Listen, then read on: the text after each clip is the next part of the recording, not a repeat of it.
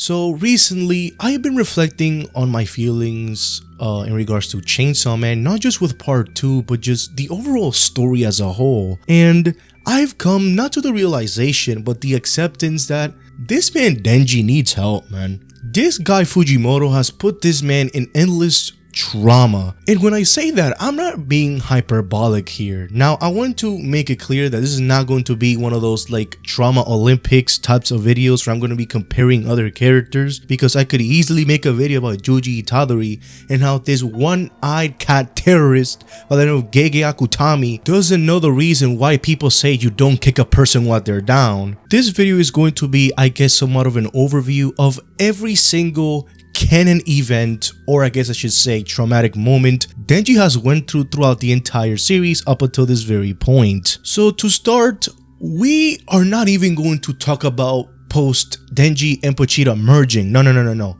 Right at the very beginning, the first page, the first moment we see of Denji talking in the series, we already see that this man already has been selling body parts just to even try to, I guess, lower his immense amount of debt that is not even his but actually his father. So the bar already is extremely low here, and it only gets worse from here. It does not get better, it only gets worse. Literally, in the same first chapter, not even a few pages, not even a few minutes after this fact, we see the zombie devil controlling the people Denji is paying to and ends up killing Denji entirely. If it wasn't for Pochita being a devil, Denji at this moment would have died. So truly, if already we weren't in hell, now we're in the deepest parts of it. After turning into Chainsaw Man, then we see Makima basically using manipulating and grooming tactics 101 here, and essentially,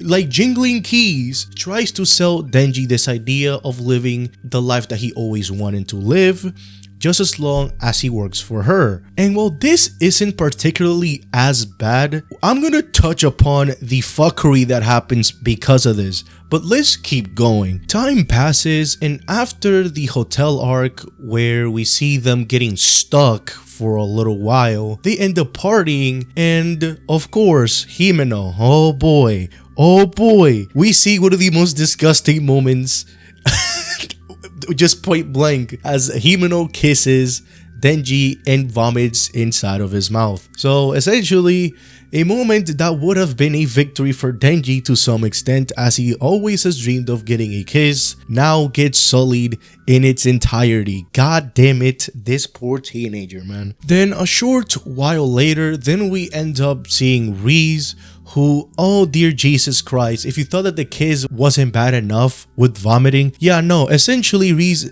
bites this man's tongue off. Amazing, you definitely want to get kissed by a woman and then all of a sudden you start missing a piece of your tongue.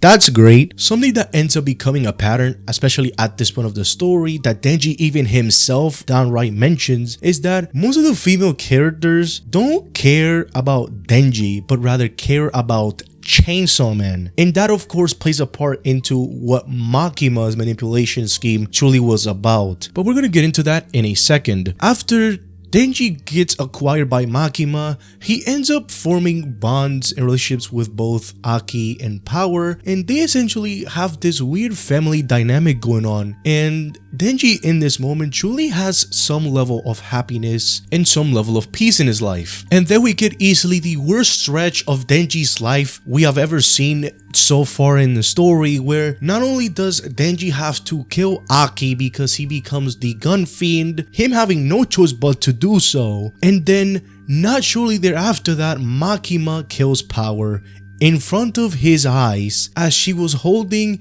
a birthday cake, basically being Denji's birthday. Makima selling this life that Denji always wanted to live comes at the cost of his own happiness, as Makima never cared for Denji and his happiness and well-being, but rather Pochita or Chainsaw Man. So truly, this guy just goes through the absolute epitome of just pain and suffering. And if things weren't already bad enough. If we weren't already in hell at this moment, Makima then uses the fact that Denji killed his own father to say that he deserves everything that Makima will do to him. Absolutely fucked in every sense of that word. It's truly one of the most fucked up things Denji has had to live through in his life. Luckily, however, things turn around for the better as Denji defeats Makima. But how does he defeat her? I mean, you can't just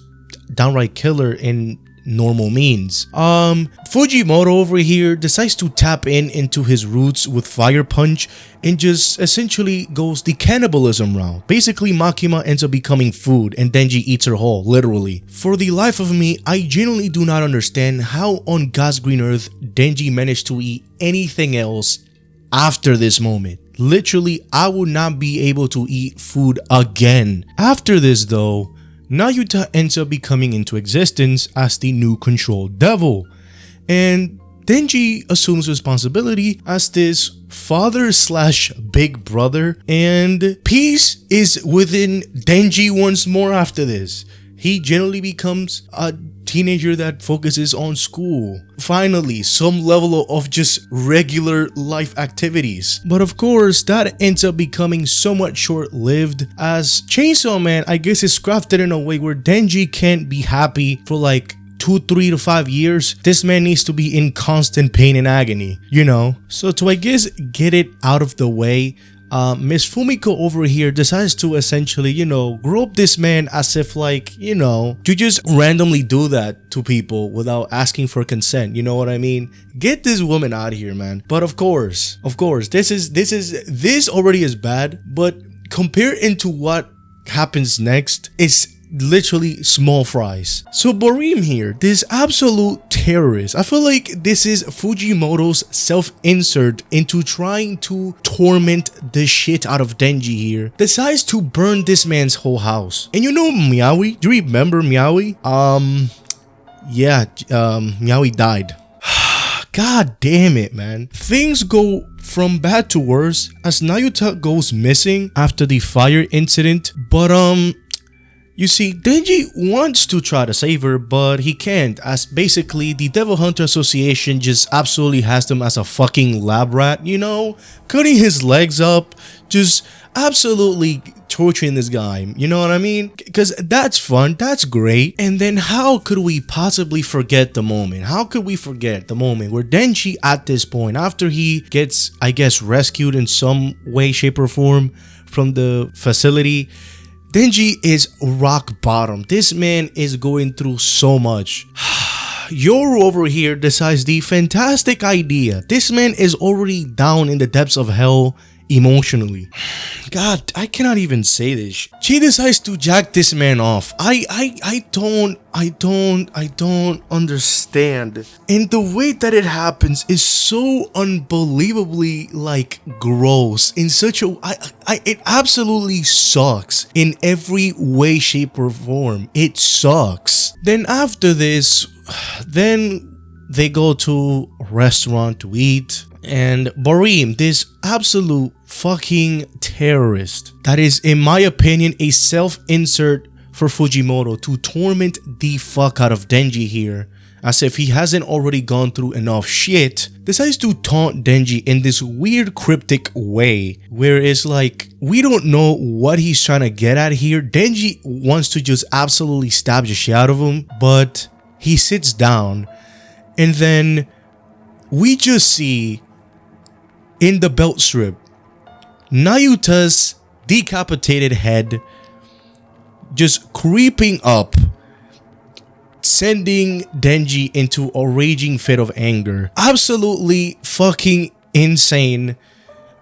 Don't know why would anyone try to do this. You just awakened a demon quite fucking literally with Pochita. Once again, Pochita's back. So this is, I guess, everything quote unquote that Denji has been through when it comes to trauma. There's other tiny layers upon this that you can dissect even further, like for example food and how Denji was starving through his early life and that how kinda gets used against them. But like this is such an unbelievably traumatic moment because it's almost a repeat of the failures that Denji went through in the first part of the series. Now Nayuta, quote unquote, is seemingly dead. So this guy has been through enough torture, and I have the sneaking feeling that Fujimoto is not even close to done to terrorizing this man. This poor teenager, man. Can you please give this guy a hug? I think he needs it very badly. All this to say,